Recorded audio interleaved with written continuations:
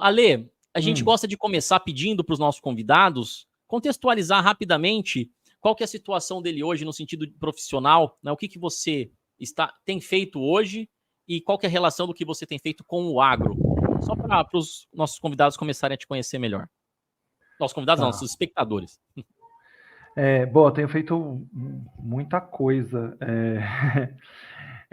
Bom, deixa eu pensar por onde eu começo. Eu tenho feito duas coisas basicamente como negócio.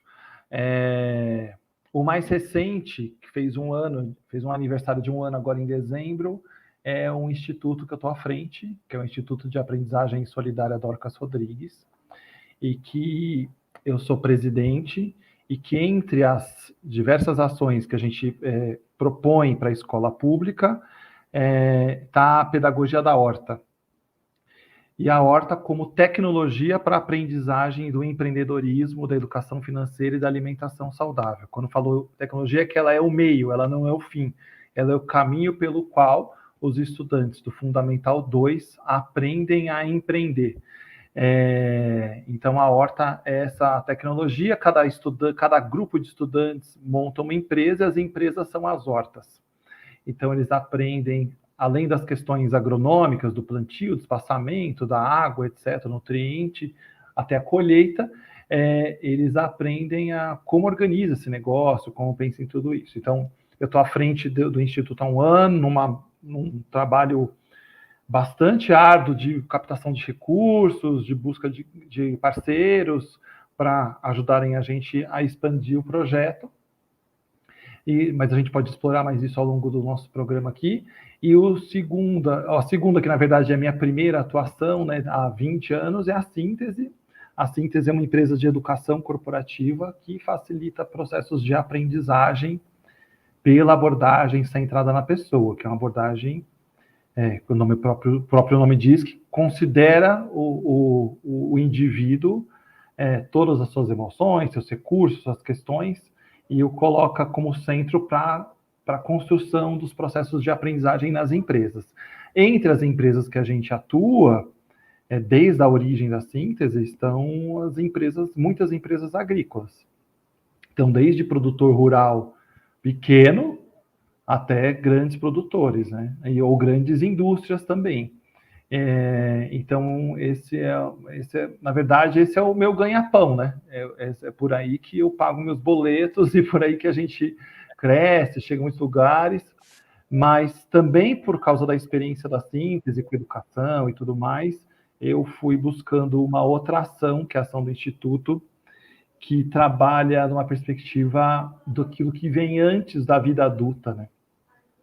Porque o adulto, que é o adulto que eu atendo na Síntese, com a facilitação dos processos de aprendizagem, formação de liderança, estagiário, trainee, equipe de comercial, não importa, e não importa a empresa que as pessoas estão, traz com ele, ou deixa de trazer com ele, muitos recursos que seriam importantes e que ele não viveu na escola, tampouco na universidade. Então, eu sinto e sentia muita falta disso, achando que a Síntese, acho que faz um trabalho muito legal, mas em alguns momentos me senti enxugando gelo. Então, como que eu dou um passo para trás, sem abandonar o mundo corporativo, mas dou um passo para trás para fazer com que a gente crie condições de aprendizagem para esses jovens, para que quando eles chegarem no mundo do trabalho, eles tragam de verdade as questões do protagonismo, da autonomia, do espírito de dono, que é tão pedido na empresa, mas que normalmente não existe essa possibilidade para ele viver isso lá. Acho que falei muito, mas grosso modo é isso. Fantástico, fantástico. Olê, sabe que você estava me falando, né? Essa questão é tão séria, né? E é tão nobre que essa questão me veio muito essa questão do líder, né? Porque a gente tem muito material, e já falou isso em vários episódios, né? De quando a gente se torna líder, mas pouco material no período de transição ali, né? De como que eu vou transitar antes de ser, né? E é um pouco dessa abordagem que você está colocando, você pode me corrigir se eu estiver errado, que é antes de eu me tornar um adulto, antes de eu me tornar ter outras responsabilidades, né? Porque também criança e adolescente, ou antes do adulto, também existem responsabilidades, né? A gente não vive solto 100%. Claro que as responsabilidades mudam, né? Então, até a gente tem aquela expressão, né? Eu era feliz e não sabia, né? Usa muito essa expressão, né? E me veio um ponto aqui, quantas pessoas, né? E qual que é a idade em relação ao instituto que você trabalha? Então, hoje, a gente tem projetos para todas as faixas etárias. O projeto da Horta abarca estudantes do Fundamental 2, de 12 a 15 anos, de escola pública. Certo. Então, é isso que ele abarca. Mas a gente tem projeto de contação de histórias para os pequenos, tem um projeto chamado Caminhos, que é para os meninos e meninas do fundamental, do ensino médio. Então, de maneira geral, a gente abraça tudo, mas a Horta especificamente é no Fundo 2. Legal. Muito legal. Ale, uma coisa que muitas vezes a gente acaba conversando, eu não me lembro da gente já ter conversado isso com algum dos convidados, o Wellington, mas não de uma forma profunda, ou com alguém que realmente trabalhe com os adolescentes, as crianças. Mas a gente fala muito de mudança de geração, de conflito de geração, né? E a gente está cada vez mais com a busca pela diversidade no mercado de trabalho. E olhando para a geração que está chegando, você que tem essa experiência mais próxima, né, do contato com esses jovens, o que você vê que é o maior desafio para inseri-los, ou vantagens que eles têm, né? Acho que deve ter toda uma diferenciação no sentido de que eles nasceram com uma outra tecnologia já, né? O que você vê de diferente dessa geração que está chegando para o mercado? Eu sempre penso que, assim, a geração que você está no mundo do trabalho, vocês estão no mundo do trabalho, eu também estou.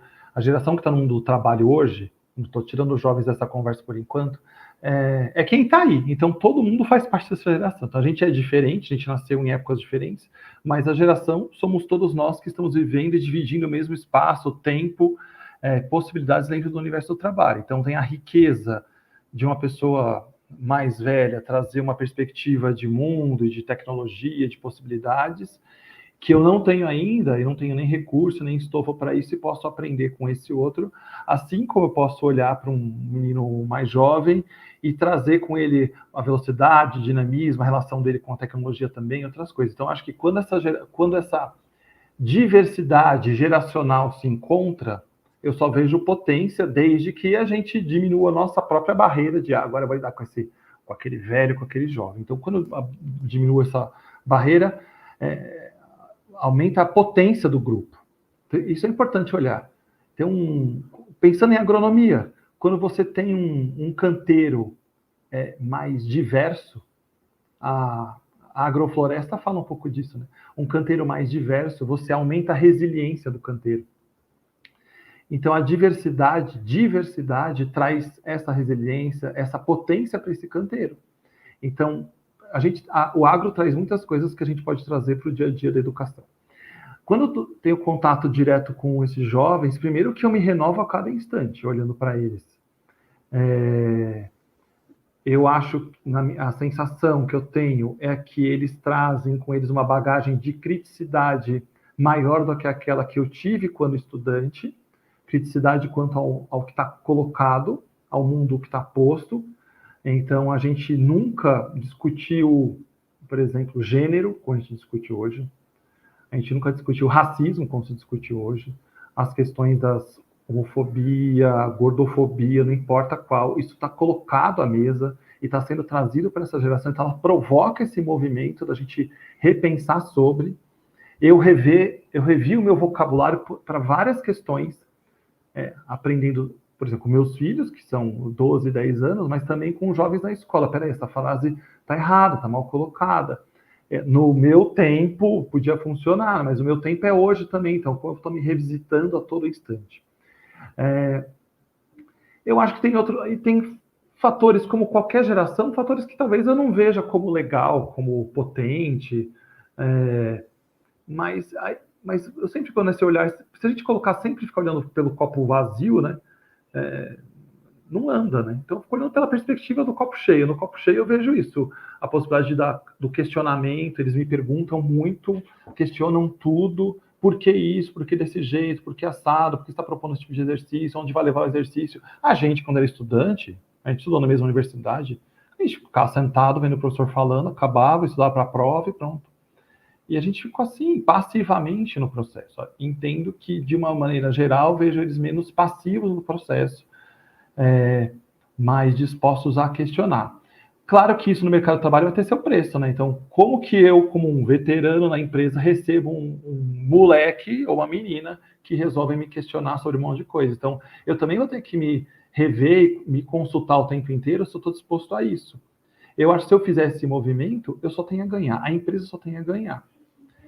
Mas não é uma tarefa fácil. A tarefa do líder não é fácil, a tarefa dos times não é fácil. Porque sempre, no meu tempo que era bom, porque tal coisa, tipo, sei lá, né? Então eu vou olhar só pela perspectiva do copo cheio. Tem um monte de coisa do copo vazio para falar, mas eu não sei se vale a pena trazer aqui. Eu queria olhar as potências, né? A gente fica falando só das carências. A gente é um país que mede carência o tempo todo.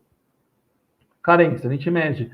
O nível de violência aumentou tanto por cento, medindo carência. Mas eu falo, a gente, como as pessoas aprendem, como a gente cresce, como a gente ganha, como a gente... Então, acho que esse é o convite que eu queria trazer aqui também. Como a gente olha mais para as potências. Legal. Sensacional. Até é muito interessante esse ponto, Ale, porque quando a gente já falou um pouco isso em outros episódios também, né? Mas com você é a primeira vez, no sentido de que o que nós, né? Nós ficamos aí com quase que 3 anos, né, Diego? Assim, pensando, né, em atuação, né, em quadros, enfim, teve vários pontos. E um ponto, como você bem colocou, como que a gente mede, né?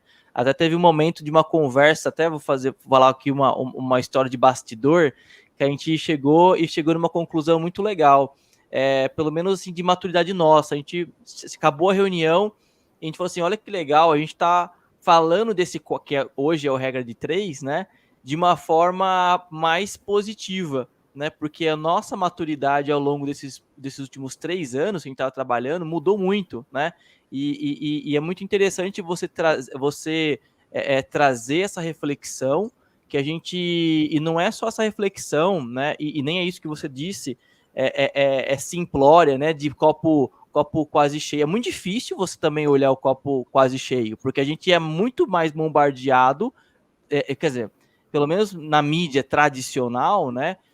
Pelo outro lado. Então, não é um discurso... É um discurso simplório, né? Porque exige também uma energia gasta que eu não sei se é proporcional, tá? Tô aqui discutindo, tô aqui pensando junto com vocês, né? Eu não sei se você também tem essa visão, sabe, Ale? Concordo contigo, Wellington, concordo totalmente. A gente é convidado a olhar sempre pela perspectiva do que está faltando, não do que tem.